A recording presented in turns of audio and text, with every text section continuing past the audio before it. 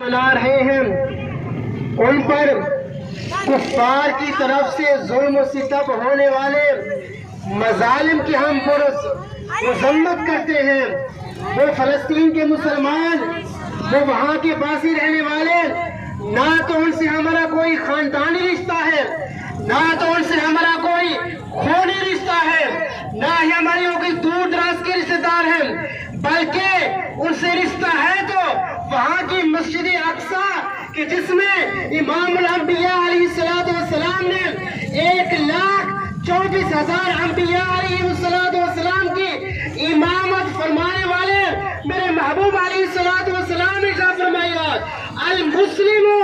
اخو المسلم کہ ایک مسلمان دوسرے مسلمان کا بھائی ہے، کہ جب ایک مسلمان کو تکلیف پہنچتی ہے تو پھر دوسرے مسلمان کو بھی تکلیف پہنچتی ہے۔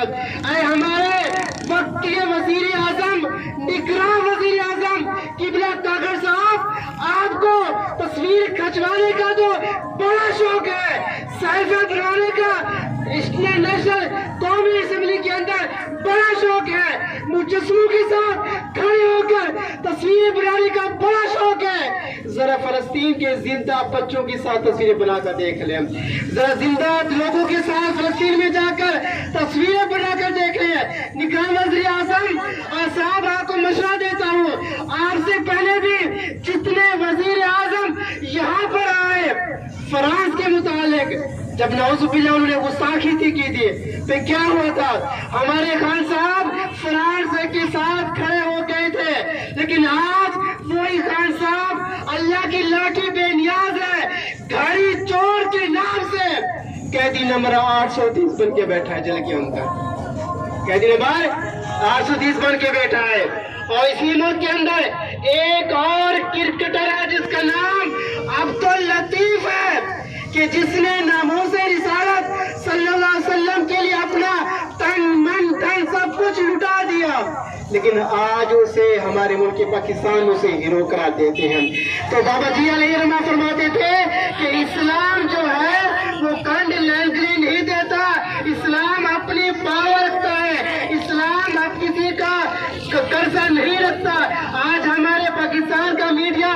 جس کے منہ سے بھی سنے کہتا ہے کہ کفار اسرائیل اتنا طاقتور ہے کہ چاہے تو پوری دنیا کو حاصل سے بٹھا سکتا ہے۔ میں کہتا ہوں بیوقوفو، اسرائیل تو ہمارے اورنگی ٹاؤن پاکستان جیسا ہے، اس سے پوری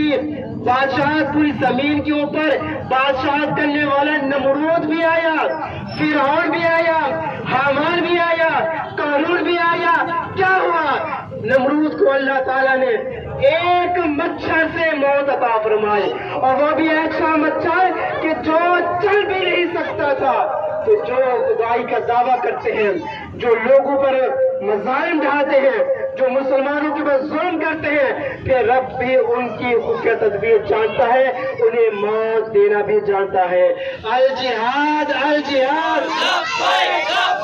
الجہاد الجہاد